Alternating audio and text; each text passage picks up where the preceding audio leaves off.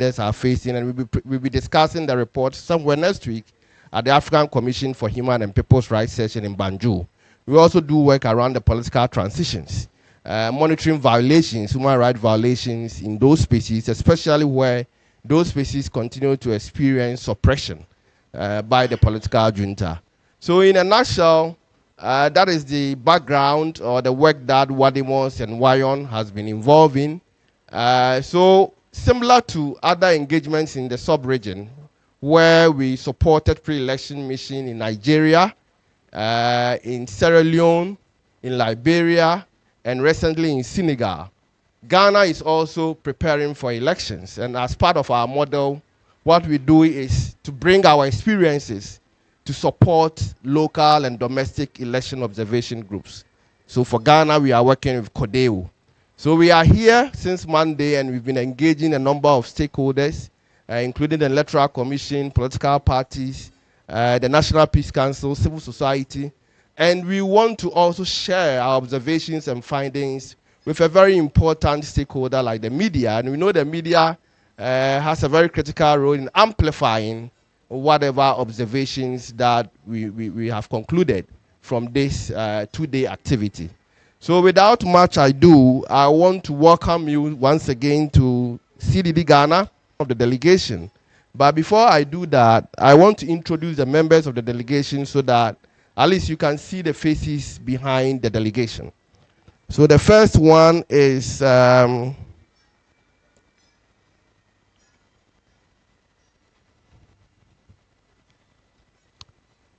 we have Reverend James Lahai, who is the national coordinator of the National Election Watch, Sierra Leone. Mr. Lahai, if you can just wave. We have, and he's also the chairperson of the West African Election Observation Network and the Africa Election Observation Network, that is AFIONET. We also have,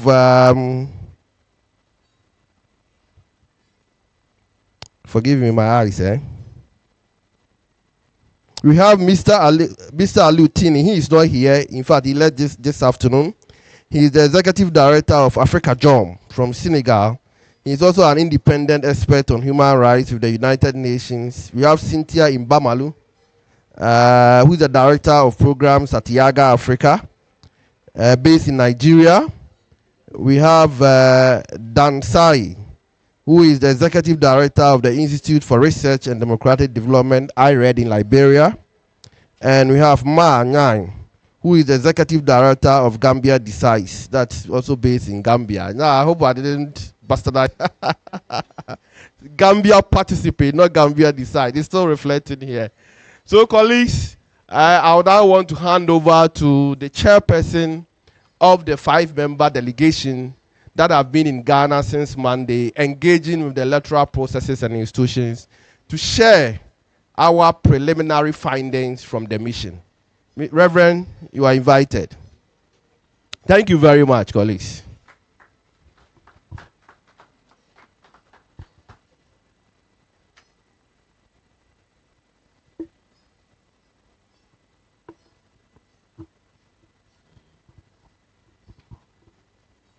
Good afternoon again, colleagues. Yeah, once again, we apologize for the late start, and we appreciate your patience. After 2 days exhaustive stakeholder engagement on the electoral environment in Ghana, we now have cataloged our findings and recommendations, which we believe will improve on the electoral process, and if acted on, can increase the confidence level of the people, which we believe will result in greater participation by Ghanaians in the forthcoming elections.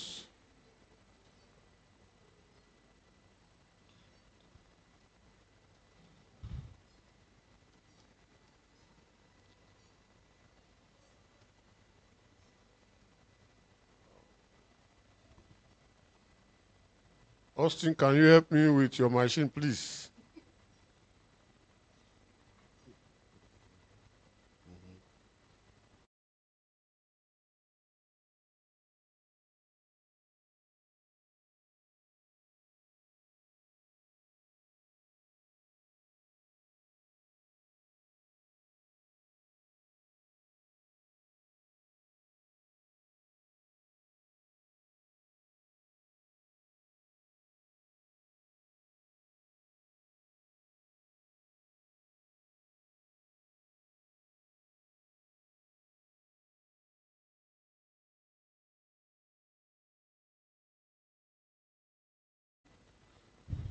Press statement dated Thursday, October 10th, 2024, Accra, Ghana. WADEMOS and WAEON statement on the pre-election solidarity mission ahead of the December 7th, 2024 Ghana general elections.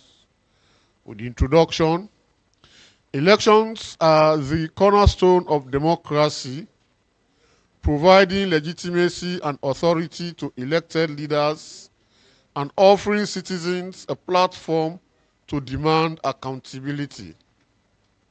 They also allow citizens to engage with politicians and measure them against their campaign messages, ideologies, goals, and expectations. The 2024 general election in Ghana is the ninth since its transition to multi-party democracy in 1992. The election, which is scheduled for December 7th, 2024, will provide the opportunity for about 18 million registered Ghanaians to elect the president and members of parliament. 9 political parties and 4 independent candidates will be contesting in the general elections for the office of the presidency and 275 seats in the parliament.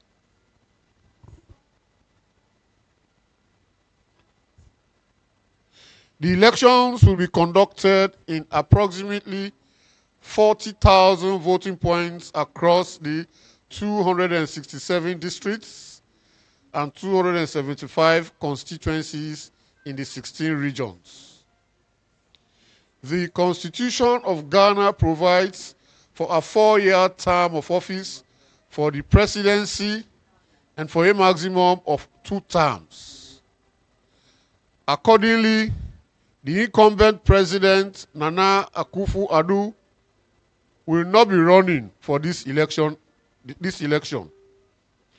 The 2024 Ghana elections is projected to be highly competitive and within a polarized environment, with the political environment primarily dominated by the National Democratic Congress (NDC) and the New Patriotic Party (NPP). Ghana operates a majoritarian 2-round electoral system for the presidential elections, requiring a candidate to secure more than 50% plus 1, of the total valid votes cast. Where no candidate secures more than 50% of the votes, the Constitution mandates that a second round of election should be held within 21 days, where the 2 candidates with the highest number of votes will contest. In Ghana's 4th Republic, the presidential election has mostly been concluded in the first round of elections, except for the 2000 and 2008 elections, which were concluded in the second round of elections. The parliamentary elections require candidates to secure the highest number of votes under a single-member district first-past-the-post system. About the mission. The West Africa Democracy Solidarity Network, WADEMOS, and the West Africa Election Observers Network, WAEON, embarked on a joint pre-election solidarity mission to Ghana from October 8th to 10th, 2024, ahead of the country's general elections on December 7th, 2024. The mission in acknowledgement of the solidarity and the cooperation among civil society in the ECOWAS sub-region. The mission follows similar WADEMOS pre-election and election day missions in Nigeria, Sierra Leone, Liberia in 2023, and Senegal in 2024, and provided an opportunity for civil society from across the sub-region to deepen learning, shared experience, exchange knowledge with other key stakeholders in the elections.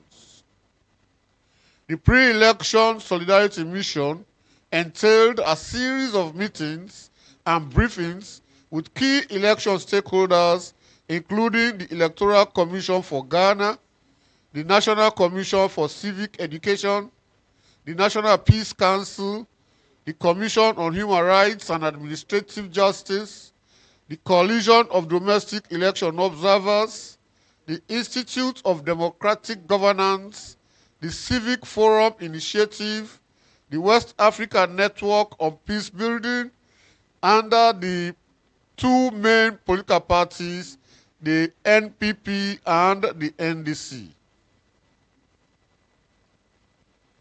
The Ghana's pre-election mission comprises Reverend James Lahai, who is the National Coordinator of National Election Watch in Sierra Leone, that's myself, and Chairperson of the West Africa Election Observers Network, WAEON, Aloantin, Executive Director of Africa Jump Senegal, an independent expert on human rights with the United Nations, Cynthia Bamalu, Director of Programs, Yaga Africa from Nigeria, Dan Sai, Executive Director of the Institute of Research and Democratic Development in Liberia and Vice Chair 2 of WAEON, Ma Yang, Executive Director of Ghana Participates from the Gambia, and Mr. Alpha Issa Diallo, Director, National Adjoint the Affairs Politique et Administration Electorale, Guinea-Conakry. Key observations and findings. Based on the meetings and consultations with the stakeholders and desk review, the mission makes the following observations. Electoral legal framework and the Electoral Commission. The country's election is regulated by the 1992 Constitution of Ghana, the Public Elections Law, the Electoral Commission Act, and constitutional instruments and guidelines and policies of the Electoral Commission of Ghana.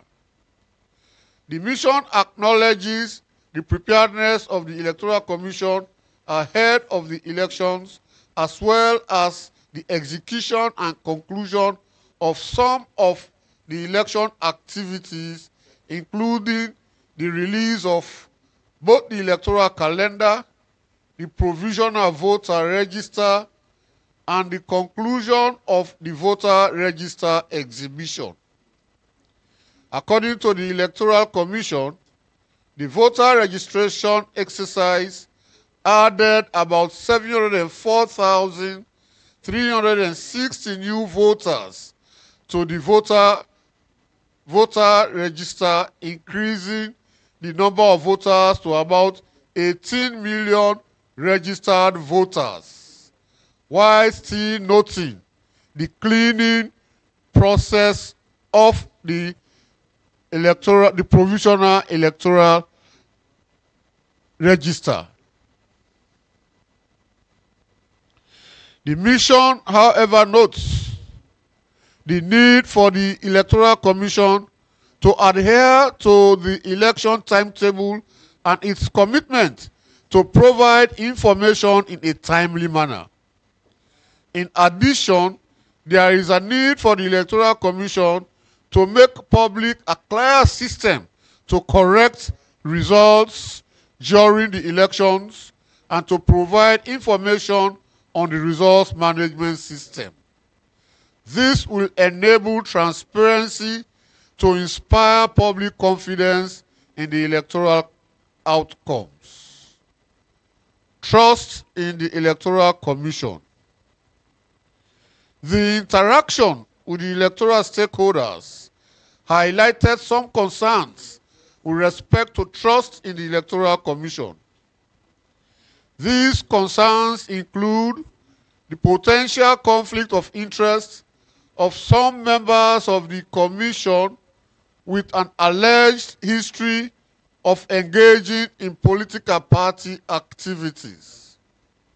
In addition, it's the ability of an officer of the EC to unlawfully transfer voters from the voters list from one region to another, and the reported theft of sensitive electoral and the voter registration materials, that is the voter registration laptops and biometric devices.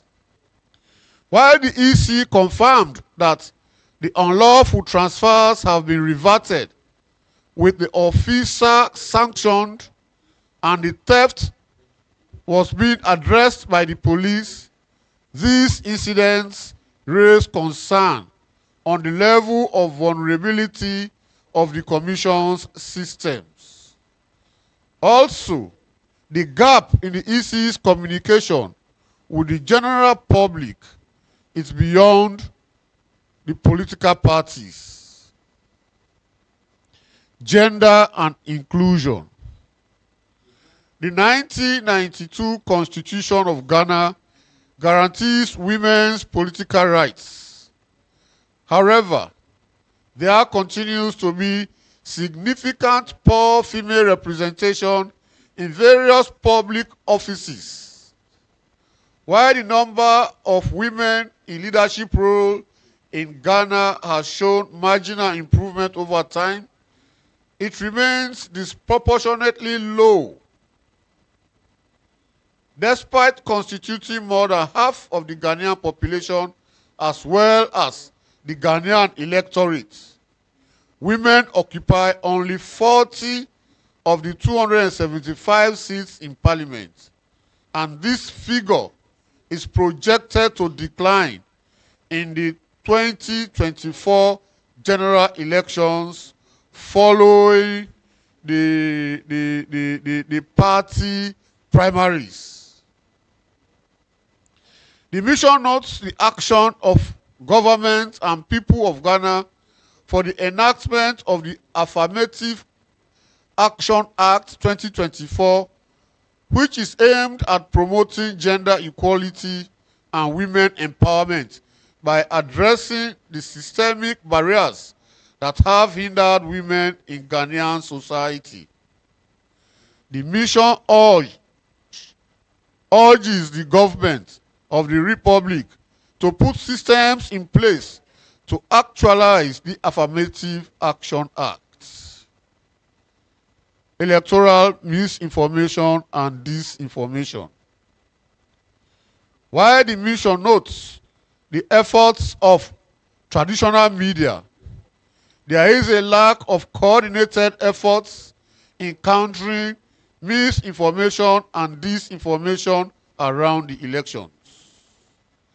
While the electoral disinformation has the potential to amplify voter confusion, decrease voter turnout, exacerbate social divides, suppress the political participation of women and other underserved groups, and erode trust in the democratic institutions. While anti-democratic disinformation campaigns are not new, in advancements in information technology have expanded their potential reach and impact. The sharing of news online and through social media is in propagating information at speeds, distances, and volumes previously unseen in past electoral cycles. Voter registration and voters register.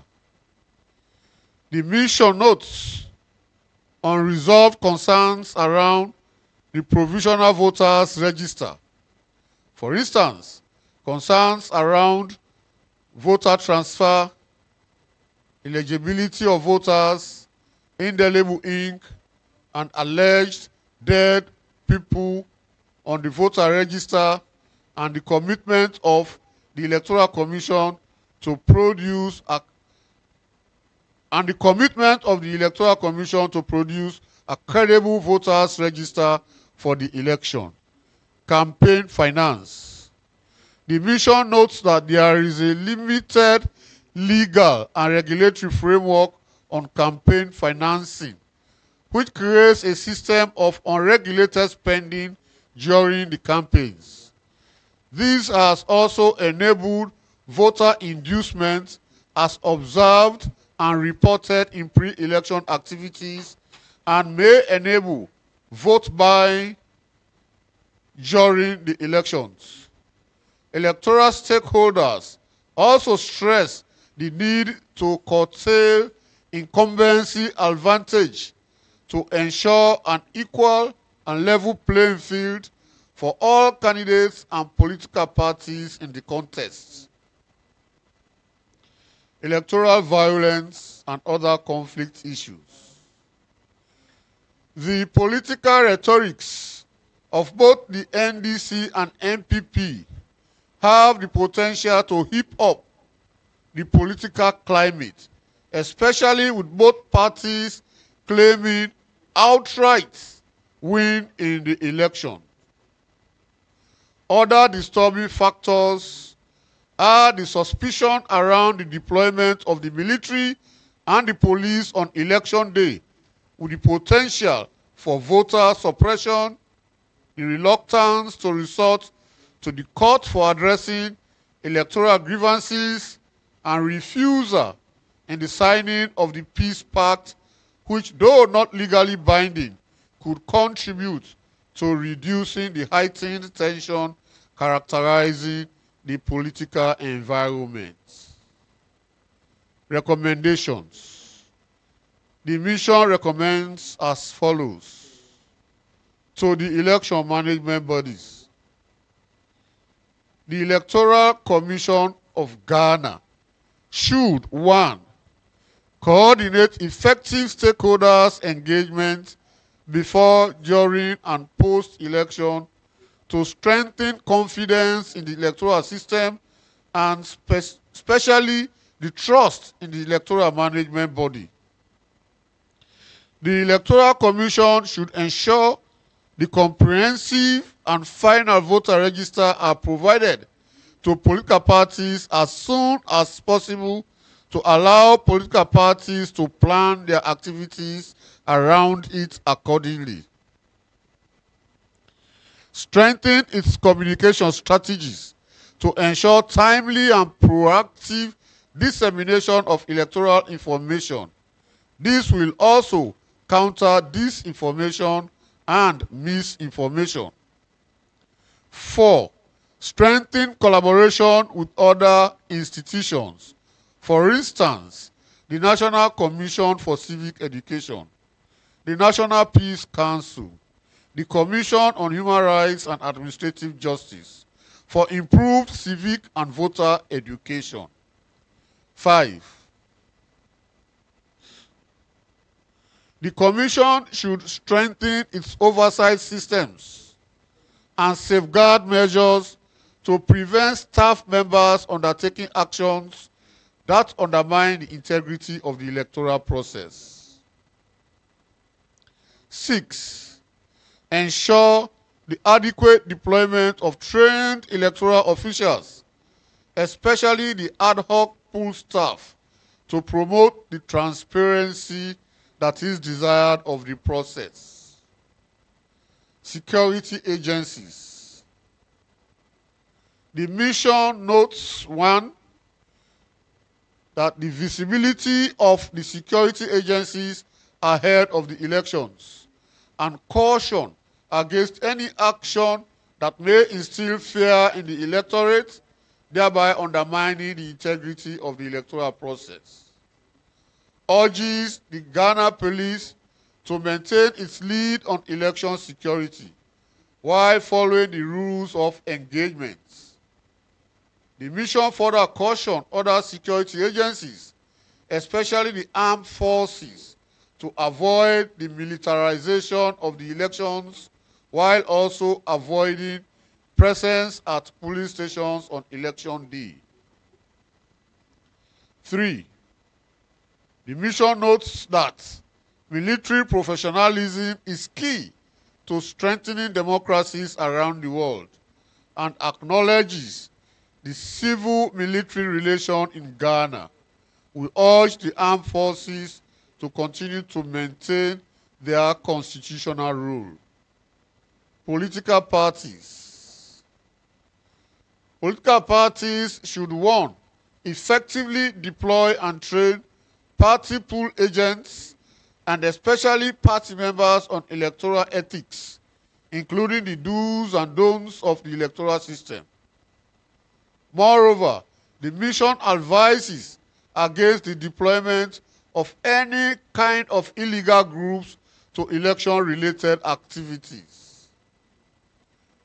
Refrain from uncontrolled spending and inducement of voters, which has the potential of triggering electoral violence, especially in the growing economic challenges.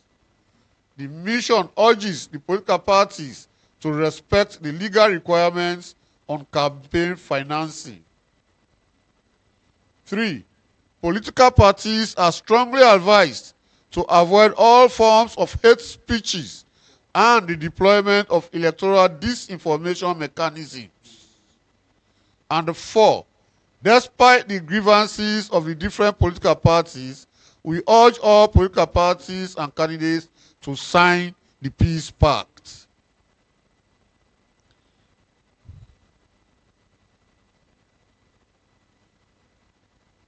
To the media, we urge the media to maintain a balanced reporting of electoral campaigns for all political parties and candidates, as media bias has the potential of derailing Ghana's sustained democracy. To avoid the broadcast or reporting of unverified information, especially the spread of misinformation and disinformation. Citizens and voters. The mission calls on all registered voters to turn out to vote for the candidates and parties of their choice without fear or favor for the 7th December general elections. The mission urges citizens to only share information they can independently verify and to refrain from being used as a tool to disseminate misinformation and disinformation for political propaganda. Civil society organizations and other electoral stakeholders. The mission urges the civil society organizations, especially CODIO, IDEC, CFI, ONEP, etc., to continue to maintain the role of watchdog on the electoral process, while supporting all efforts at ensuring peaceful, fair, and credible elections before, during, and after the 2024 general elections. Also note, the National Peace Council is back-end diplomacy role urging the Council to continue to work with all electoral stakeholders, including the security and law enforcement agencies, particularly in the signing of the Peace Pact. The international community, the mission urges ECOWAS and AU to enforce its supplementary protocols on democracy and good governance, particularly of relevant sections regulating the conduct of elections. In conclusion, we appreciate the voters and all electoral stakeholders in Ghana's electoral landscape for the sustained democracy in the country. Ghana has proven to in the pre-election phase and call on their continued engagement in the electoral process as the people remain sovereign in Ghana's democracy. As WADEMOS and WAEON, we believe in democracy and continue to call on Ghanaians to remain a beacon of hope in the consolidation of democracy within the West Africa sub-region and Africa as a whole. We wish Ghana a peaceful, free, and fair elections in December 7, 2024. We extend our sincere thanks and appreciation to all stakeholders who accepted to meet with us, and we are very forthright and frank in our discussions. I thank you all.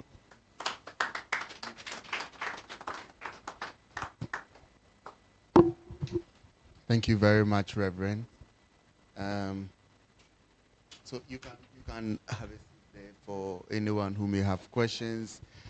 So like I mentioned earlier, we are abridging the original outline that we developed for today's program. And if you followed the speech or the remarks that were just given, you'd realize that the content was thematized into different, subgroups. We had something on gender and the like. And so I would like to invite some of the delegation members to join Reverend here. You can sit with 5, yes. So please join Reverend.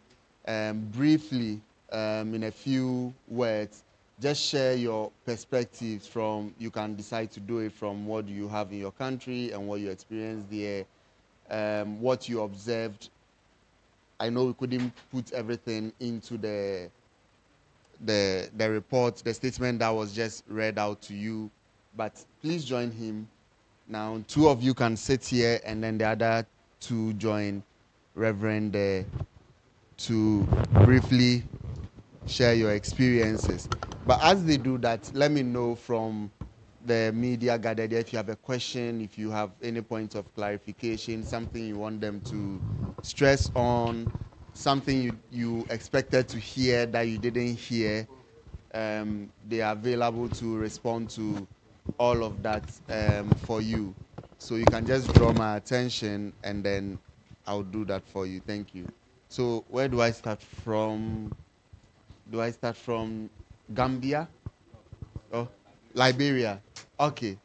Okay. So briefly, what your observations were from the interactions you had, what stood out for you? Your country just had elections and it was, touted as one of the best in recent times because it was so peaceful. If there are any perspectives you want to share with Ghana as we head to the December 7 elections, please, in a few words, please share this with us. Well, let me begin by saying thank you to WADEMON for this organization. I would appreciate if you mention your name and your institution. Okay, so my name is Dan Said. I'm from Liberia. I work for the Institute for Research and Democratic Development. The last 2 days has been very, very intensive. We've had consultations with different stakeholders. And I must state here that Ghana has done incredibly well in establishing systems that now can serve as model for the advancement of democracy in the region. Discussions held with the different stakeholders, of course, during these elections period are obvious. We spoke with civil society, we spoke with political parties, and the engagement was very, very rich. From my country, some of the issues that we encountered are not strange. Political parties having different perceptions about the overall organizations of election processes is not unique to Ghana. But one thing that was important is even political parties that we spoke with, they were able to provide explanation that speak to their love for country. Though they have their concerns about what the thing is happening in the elections, but there were concerns about what happened to Ghana. And for me, that is the common denominator. In Liberia, we had a president that served one term. And you know what it means when you create, when a president is going into elections that tend to threaten his second term. There were hot issues, there were concerns, but at the end of the day, some of the things we did were issues related particularly to the negative perceptions that opposition political parties had about the voter register. That has been a very contentious area in Liberia. People felt when the previous government left, there were problems with the voter register. But again, some of the way we were able to solve it, we advanced some of those suggestions. We made sure that experts were asked to come in to sit in so that confidence will be established within political parties. And I believe as the process moves on, the same kind of approaches might be adapted by political parties to make sure that Ghana continues to maintain the level of confidence in the democracy as it is practiced here in Ghana. Thank you. Thank you. Thank you very much. Who do I move to? Yes, Sanya, please. Good afternoon.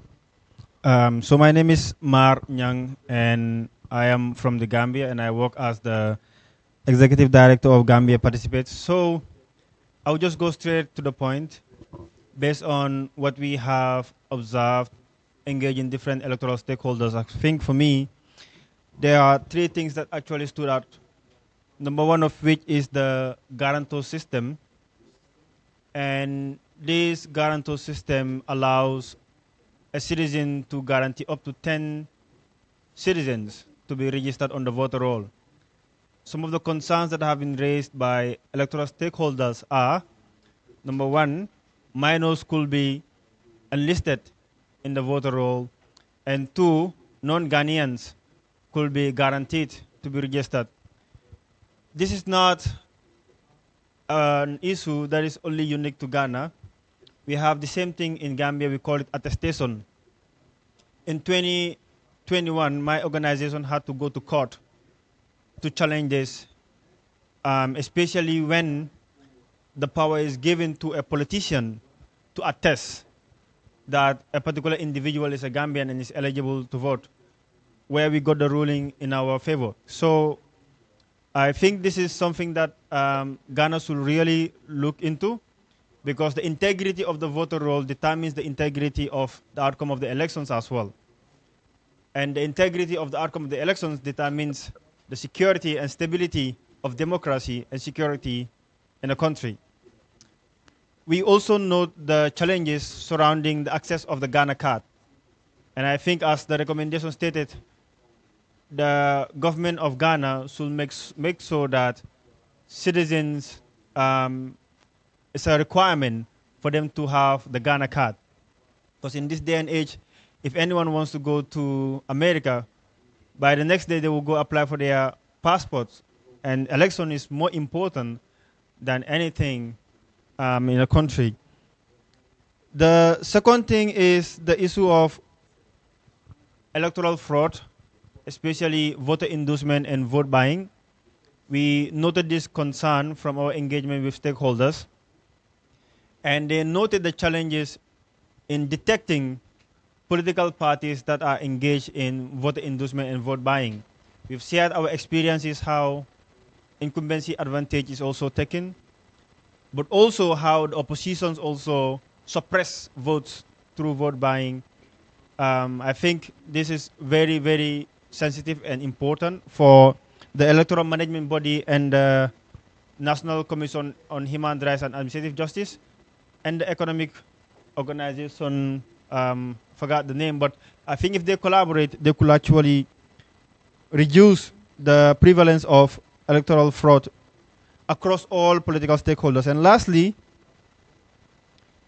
we've seen the insurgence of coup d'etat across the West Africa region, and most of these coup d'etats are informed by the conduct of either the electoral management body or the conduct of governments.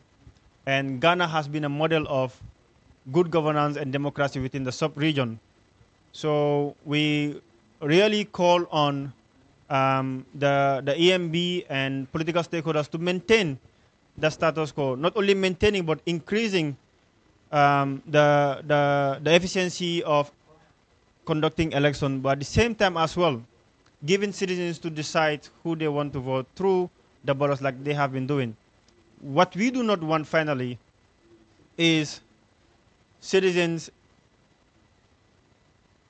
will not reflecting in the results announced. In my country, we have to force our president out, Yahya Jammeh, in January because he refused to step down.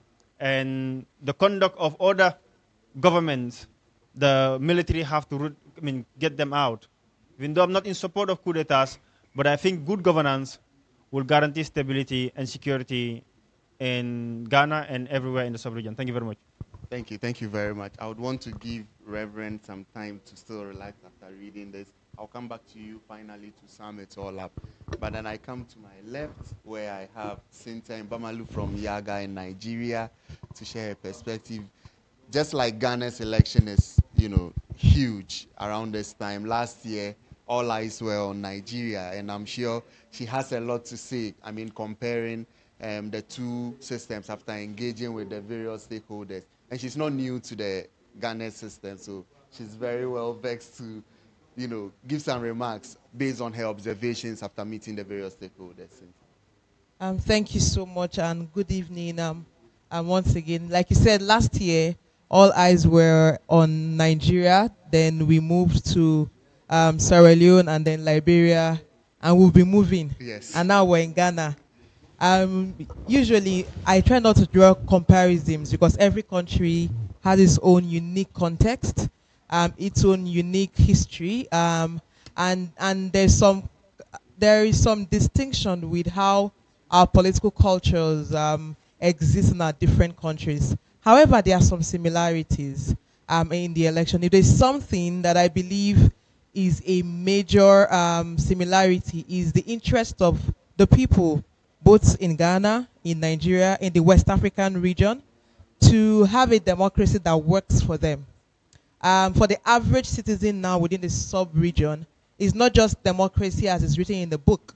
It's not just about what the Constitution says, it's about the practice of democracy. It's about if every day we wake up, we can feel the impact of government in our lives positively.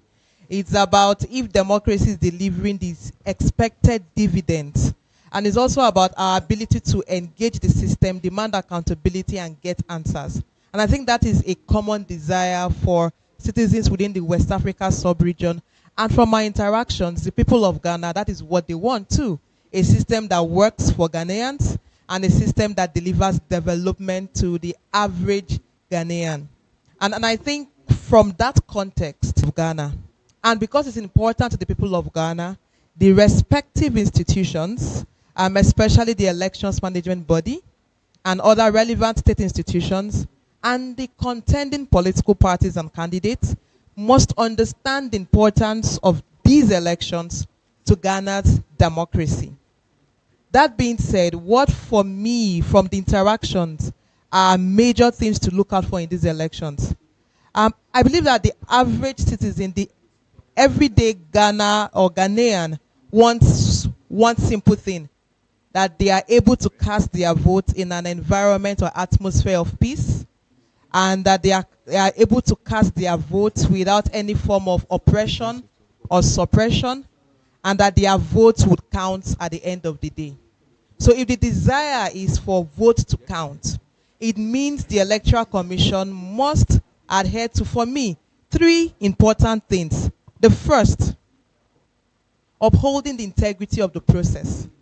And integrity for me includes 1, ensuring due compliance to the legal framework for elections, and uniformity in application of the rules across every part of Ghana.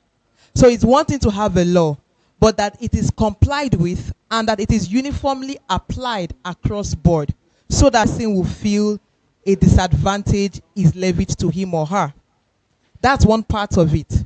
The second part is ensuring that the voting process and the results management process is transparent.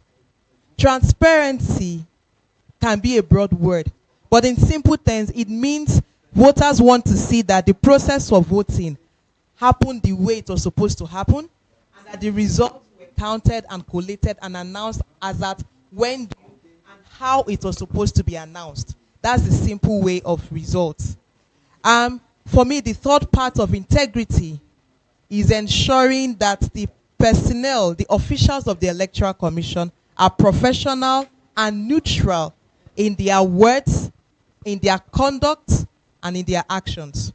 Now, these are important premises to ascertain integrity of the process. And I do believe that if the Electoral Commission, from all this engagement we've had with them, adheres to this particular premise, that Ghanaians will have an election that they can celebrate.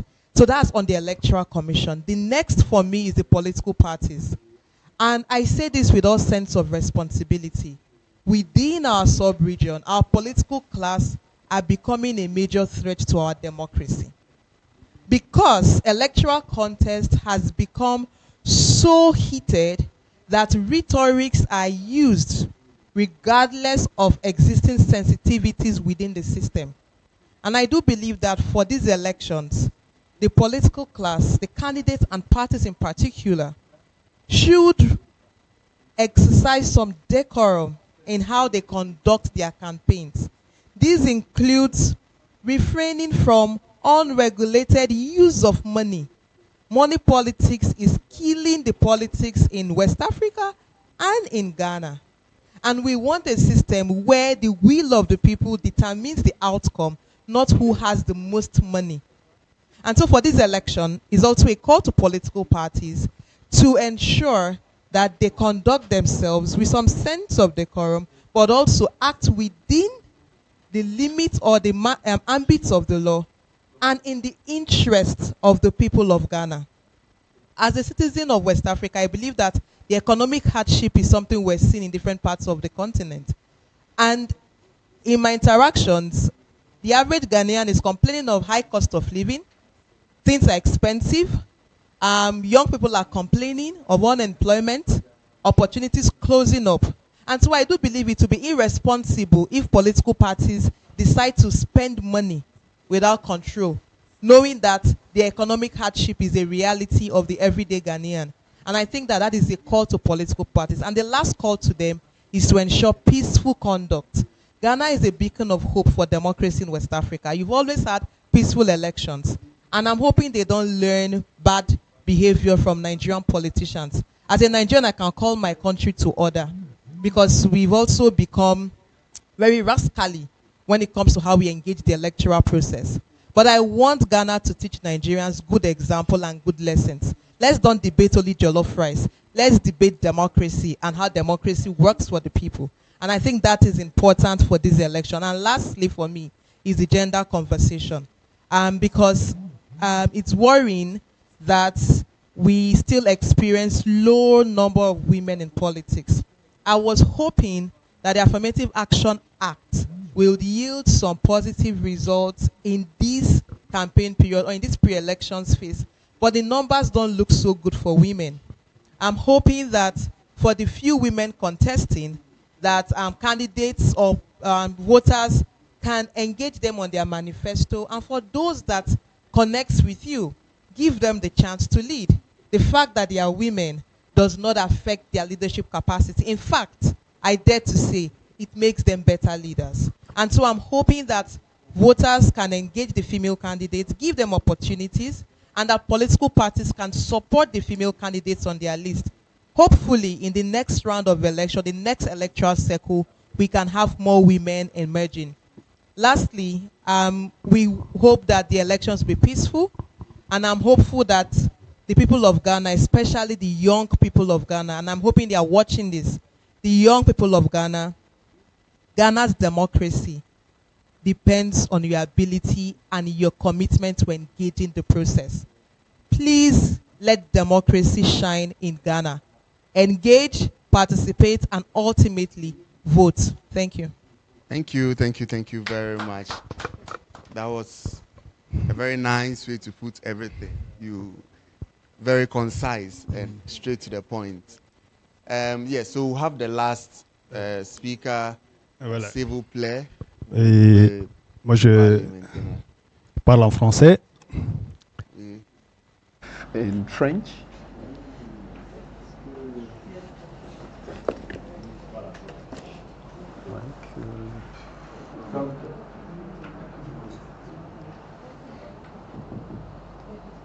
Ok. Donc, s'il vous plaît, parlez. ok. Allô.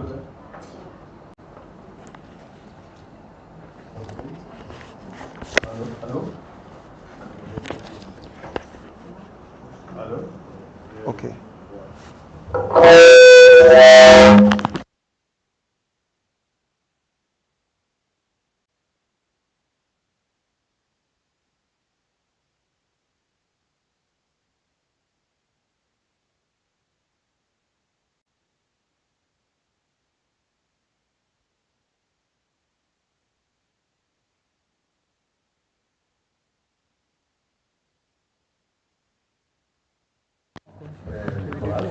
It's an honor to be able to participate in this program.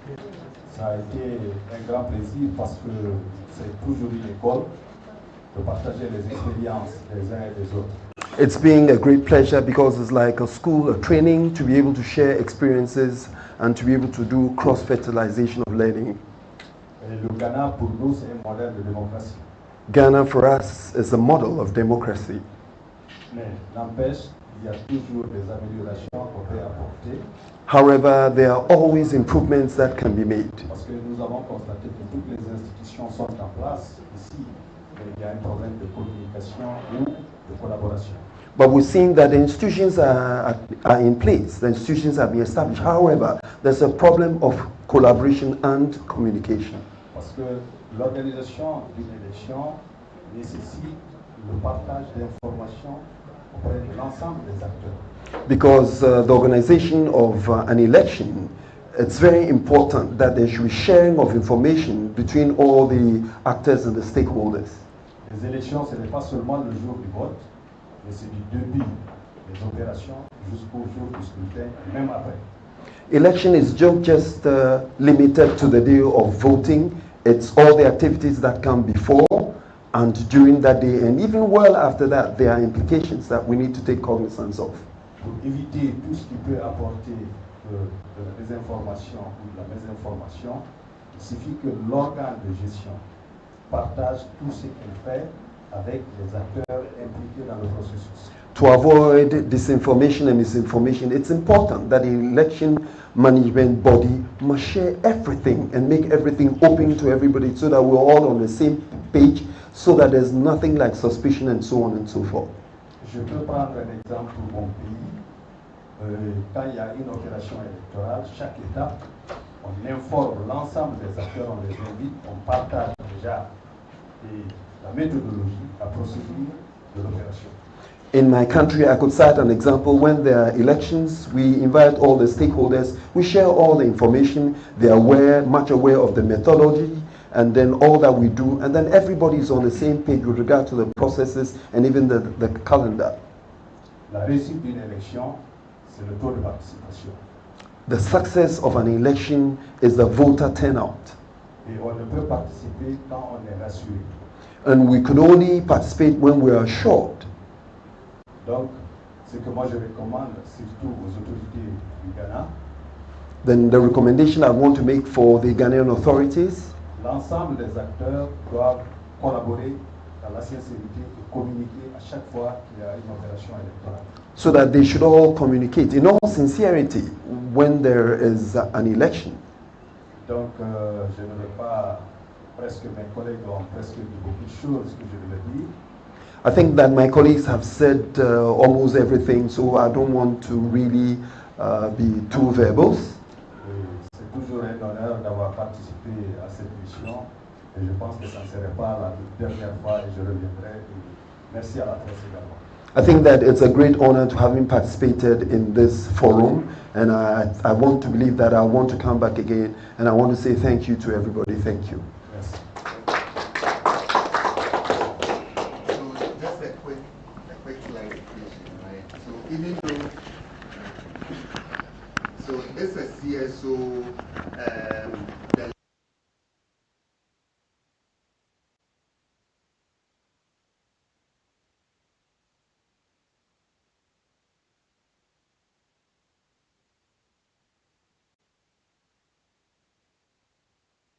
they are making efforts or they are putting in place plans to successfully transition back into democratic, governance. And so we thought it necessary to include someone from the Ministry of Interior in Guinea that is planning the whole elections for them, to at least learn from our pre-election preparations and then hopefully election day how things would go, to influence their policy and structuring and reforms and all of that. So that's why you find him as part of the CSO delegation.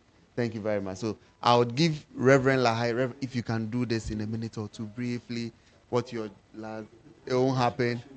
Question? No, in less than a minute. Okay. But do you, he should come to the podium. Yes, he would. Anyone has any questions, so he would address it. You do, TV3? Okay. What's your question, please? Microphone. There's a microphone behind you. Okay. So, however you feel comfortable. I'm Wisdom from TV3. I would like to ask. Yeah. There have been calls for a forensic audit of the voters register. Though there has been an IPAC meeting and EC has assured that they will correct the errors that has been identified and publicly publicize the voters register for what do you call it, for satisfaction by all parties. I want to ask, will this impact our election security in any way? That's my first question. And also about the peace pact. There are calls. So the first question is, will the discrepancies identified or issues with the voters register affect the integrity, the peace with our elections? That's the first question. And the second one has to do with peace pacts. There have been various calls for a peace pact. From the speeches, I've even reckoned about 2 or 3 mentions for peace pact. Is it actually necessary? That's my question. And because if you look at the previous election, I still remember, it's still fresh in my memories. 8 people died in Techiman. And little to no updates have been provided. No comments from the presidency up to now. Not off my head. I can't mention one comment from the presidency. So is peace pact actually important? And is it actually necessary in safeguarding the peace and integrity of our election? Because even after peace pact, we still see violence. And the last thing has to do with, from the speeches, it's send a signal that this election will be very competitive. There's a lot at stake. So we should look forward to, I don't know, it's a heated environment. Yeah. Has there been a forensic, I won't say a forensic, but has there been a study, or how do I put it? Yes, a study on identifying hotspots where there might be potential violence, and caution us journalists or anybody who will be going to this. So if the CSOs can answer to that, has there been a forensic exploratory studies on the hotspots, places where you should look out for when it comes to issues of violence, and advise the general public on that as well? So the first one, I'll go over again quickly. The first one has to do with, will the voters register affect the credibility and the peace, the sanctity of our election? The second one is picked part actually very necessary, and the last one is on the hotspots of. Okay. Any other questions? I want to make it brief. We should finish this, and then you are putting your thoughts together. She's putting her thoughts together. Who is responding to it?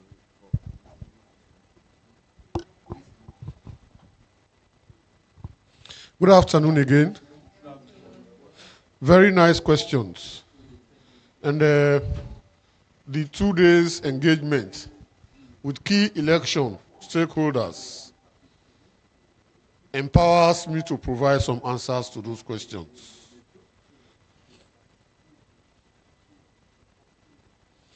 The issue of the forensic audit. The political party that called for the forensic audit of the voters' register has said, because we met them, that they have backed down on that one. What they desire now is to audit the devices, not the register itself. And they have done that because they think that the Electoral Commission is not prepared to go that way. And so we applaud them for not pressing on something they know that will not happen. Whether this will impact on the security of the election. The security of the election is highly dependent on the integrity of the Electoral Commission. And I think the problem they have is that there's a big gap in their communication strategy. Because we are made to understand that the sentiments people had about them dissipated after they had the meeting at the iPad meeting. After they had communicated the efforts they have made in cleaning the register and how open they have been. According to them and some of the stakeholders we met, the initial feelings that people had about them take an about turn. So we recommended to them in our discussion that whatever you are doing is for the people. If you do not let the people to know, then you are creating an opportunity for those who want to cause problem to succeed. Therefore, make sure you collaborate, especially like with the civic education commission and others that are responsible for civic education, because it is important not only to concentrate on how to vote, but emphasis must also be made on why you vote, which is where your civic responsibility comes in. For the issues of the voter register, I was impressed when they accepted that yes, there are problems with the voter register, and that the law also acknowledges that there can be problems with the voter register, and therefore provided procedures by which such problems can be rectified. And one such process is the exhibition of the voters register. And that according to them, though it is not mandatory by law, they have consented to give in 2 weeks the voter register to political parties, so that they too can examine the register and then pick up whatever they may find, which will give an opportunity for more cleaning of the voter register to take place. The Peace Pact. I don't know if we have Christians in this room. Huh? We have. So they say those who did not know about Christ cannot be found guilty for not doing the things that Christ was preaching. But now that you have received the message, I think that was what Christ was stressing on the Pharisees and the Sadducees. He said, when you did not know, you will not be made accountable. But now the kingdom of God is here and it's been preached to you, and you don't believe, you are going to be punished. That is what the peace pact does. If there is no peace pact, it cannot prick the conscience of the people when they are doing the wrong things. But when you sign the peace pact and you want to still do it, your conscience will be pricking you. And also, as journalists, if you know that a political party or candidate has signed the peace pact and now they want to come and commit the same things, it's easy to name and shame them. Do you know that people who do bad do not want to be named or associated with the bad things that they do? So associate them with their bad and they will refrain from that bad. On the issue of the hot spots, WANEP has done an impressive job in that area in actually outlining places where there is the potential for violence and strong contestations. And so if you relate with WANEP, you will be able to know such spots and why they feel that such spots are hot spots. Also, even the Peace Council, National Peace Council, also has done some work in that. And then the civic education, what's its correct name? National Commission for Civic Education. They say they have offices that are staffed in all the districts in the country. And that what they do is they make sure that their staff in every district speaks the local dialect. So which means they understand the environment, they understand the people, so that gives them the opportunity to know exactly what is going on. And so any potentials for violence will not take them by surprise. So yes, sure, some work has been done in that area, which if the media exploits, it will help them educate the public on what to look for and where they need to be cautious. I think that's the last question. Thank you very much, Reverend. Sorry. Any more questions? You have a question? But before you ask, just an addition. If you look through the recommendations that have been stipulated in the release that was read to you, there are some recommendations that addresses the concern you raised about the voters register and the audit and all that. So specifically, you can refer to that. Also, in-house, CODEO has also deployed the long-term observers, and they are also going to be fishing out some of these hotspots that would, make known to the public when the long-term observation is concluded. So you can reach out to the team at CODEO for further details on that. You have a question? CTFM. Okay. Okay. Please, regarding the number of protests and demonstrations we've been witnessing recently, especially around the issue of Galamsey, okay, do you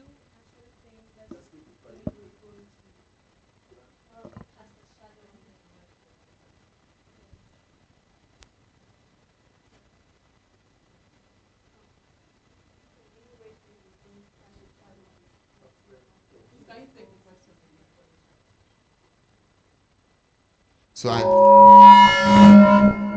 think your question is whether or not the protest on Galamsey is going to affect the security ahead of the elections. There's probably a threat to it.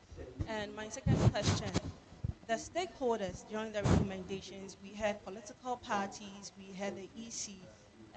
I'm sure they were involved during the research process and all of that. But we are not seeing any reps from them, if I'm not mistaken, from the political parties, the various political parties, and probably the EC. I think they should have been part of this whole engagement. That is what I don't know why they were not. Okay. So, Cynthia, you want to answer the first one? I can sit here, right? Yeah. Oh, okay.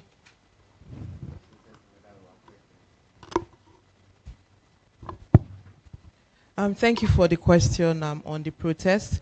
I think one, protest is democratic, and we're seeing protests not just in Ghana, but in countries within the continent. But because you have an elections, I understand the worry. But from our several engagements, if there's one thing we're learning is that once protests are done within the ambit of the law, and protesters are allowed the freedom to express their grievances, everything is done peacefully. The only time you start having issues that may affect the security is when there are reprisals or when protesters are attacked, either by security agencies or people are forced to stay away, or arbitrary arrests are made. And so the call to the government is to understand the importance of this moment, that where there are grievances, citizens should be allowed to air their grievances, and that in the days leading to the elections, the campaigns should be focused on the issues.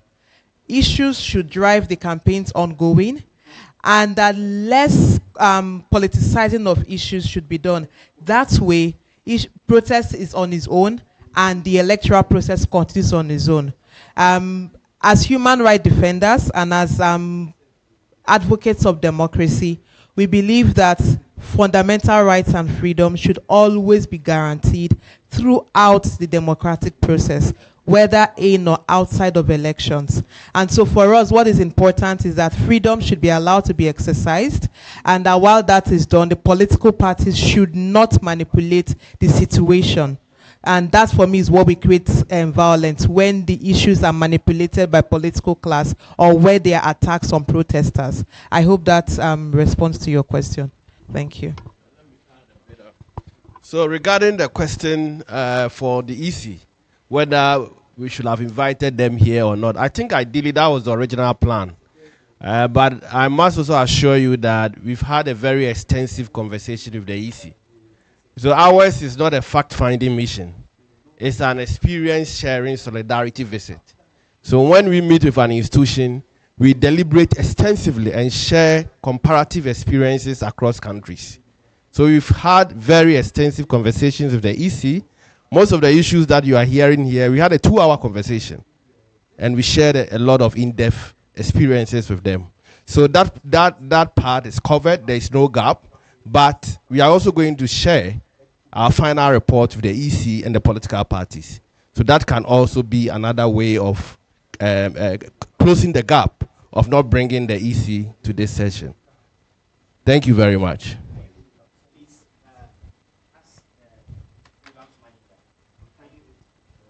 Please comment.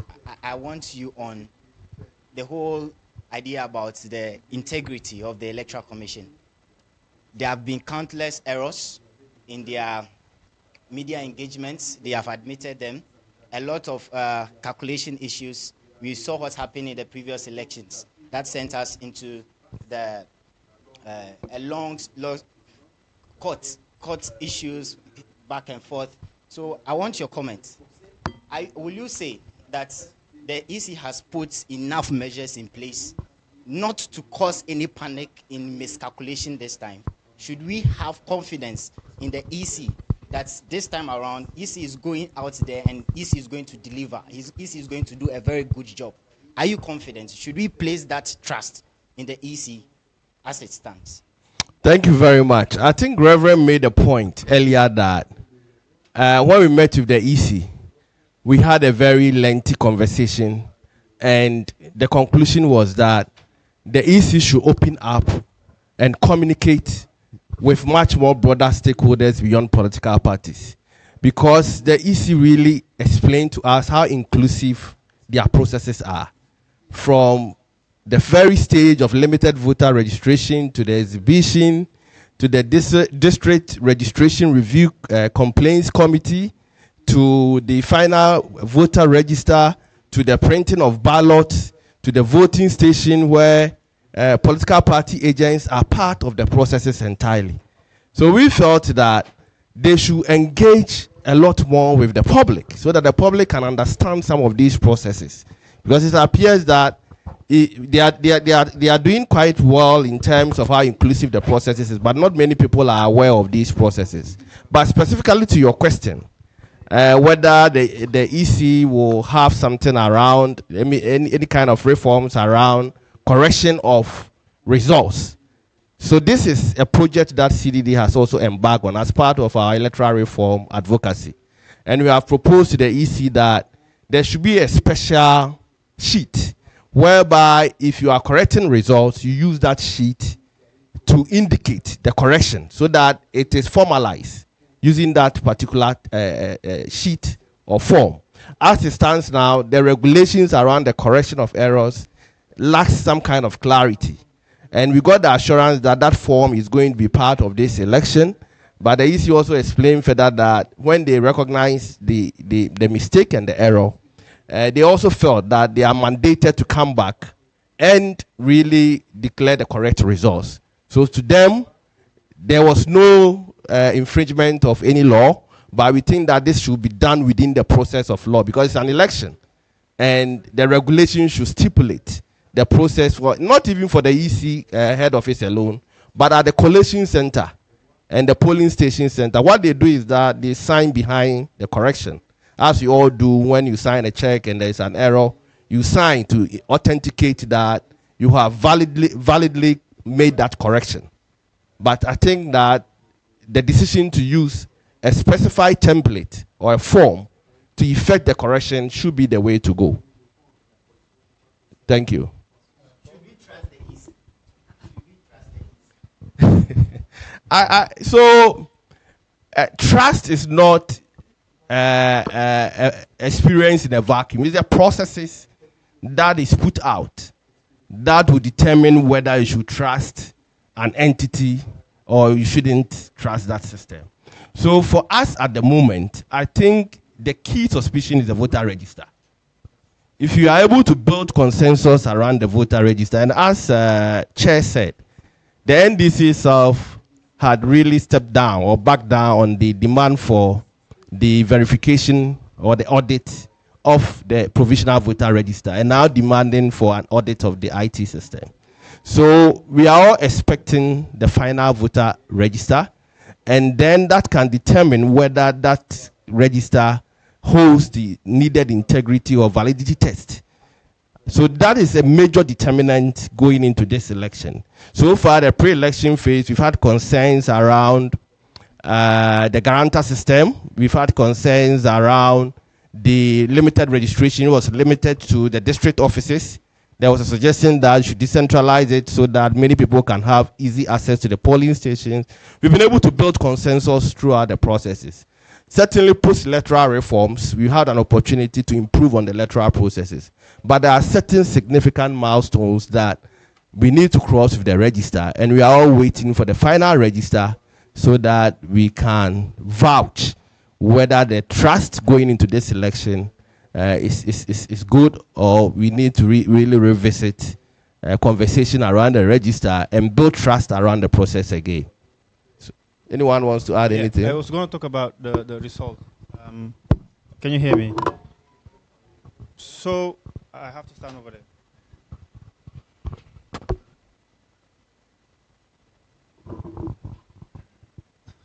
To give you a background, in my country in 2016, when we had elections, the primary reason why Yahya Jammeh refused to step down, even though he initially accepted to step down, was because the EC announced a result and then came back and rectified the results that they have announced that there was an error. That triggered the former president refusing to step down and asking for the recounting. So that's what put Gambia in a political impasse. Now, in our last elections, one of the recommendations that we have made to the commission was to take their time as much as possible to verify the results before announcing. And this is an issue for many EMBs across the region. Most of the time, they are under pressure. The more they sit on the results, the citizens will put pressure on them that the EC is manipulating the results. So this is what pushes them to announce the results that are not in fact verified, whether it is the final one or not. So I will give the same recommendation to the Electoral Commission of Ghana, that they must wait, review, verify, re-verify, and wait as much as possible within the ambit of the law to announce the final and one only result for the elections. So I also call on you, the journalists, as my colleague said, when we were preparing the statement, you saw the reason why we came late, because we have to wait. We have to be very careful, because what we are putting out is sensitive. So the EC also must take their time as much as possible before putting out those sensitive information. And I really call on you journalists to also be patient. When results do not come on time, but still within the ambit of the law, if they go beyond, then you can start making noise. But do not push them to publish something else that is not going to be authentic. Thank you very much. Any other questions? I'm sure it's been exhaustive, and we've had a very thorough conversation. Thank you all very much. Once again, I want to apologize for the late start. I recognize the importance of time to my friends in the media, and so I am deeply sorry, and I would see to it that this doesn't repeat itself. But to conclude, our interactions here, I would like to invite Paul Osaeko for, if you have closing remarks, please to deliver, so that we can quickly wrap this up, and then we can free our journalists. Thank you. Thank you very much. Time is fast spent. We want to extend an appreciation to you for responding to the invitation. This will be the 9th time Ghana is going into an election. The expectation is that there must be some marked improvement in our electoral processes and the way we conduct the elections this time around. The whole of West Africa is looking up to Ghana. Already the region is experiencing a lot of instability. There is surge in insecurity. If you look at the Sahel, we are experiencing a lot of violent extremist activities and high forms of radicalization. 4 countries in the sub-region are still managing political transitions, and we are still seeing challenges and legitimacy threats to ECOWAS. So this makes our election a domestic affair. Our reliance on any external body to intervene in the situation of a crisis may be very difficult, because ECOWAS itself is struggling in the implementation of its normative frameworks and instruments. So there is a lot of responsibility, and there's a clarion call on Ghanaians, the media, to be very guarded, not to really fall into the trap of misinformation and disinformation, civil society to remain independent and neutral. We must also recognize the relevance of IPAC in resolving our electoral grievances. And finally, I want to emphasize an observation I made from this particular mission. And this has to do with the heightened tension that we are likely to experience at the polling stations. Because the parties, not all the parties, but there is this kind of reticence with resorting to court for expressing grievances. And some of the parties have made a declaration that they will want to stick to all the administrative processes. And there are limitations with these administrative processes. If you feel unsatisfied, the issue must be escalated, and the next available venue may be the court. And if you don't go to the court, how are we going to resolve some of these grievances? And as the chair said, the Peace Pact is places a moral obligation on all the stakeholders. And I think I will conclude by asking the media to begin to repurpose your media conversation and discussions around the Peace Pact so that we can encourage and appeal to the political parties. And also, especially if I don't raise the demands that the NDC have made, then it will be very hypocritical.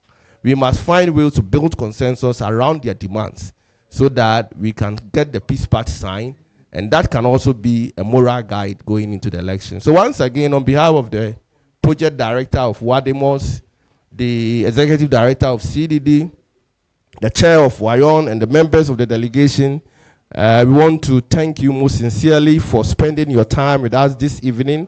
This is a very cherished and valued time as media practitioners, and we look forward to working with you. Come the December 7th, some members of WADEMOS will come back in solidarity with our elections, and we will have another opportunity, if possible, to interact and engage and share experiences. There is a lot to be shared from the sub-region, but time didn't permit us. We've done this in Liberia, Nigeria, Sierra Leone, and Senegal. There are a lot of best practices that we can copy comparatively to improve our electoral processes as well. Thank you very much. Have a good evening. On the agenda that was distributed, this for the media.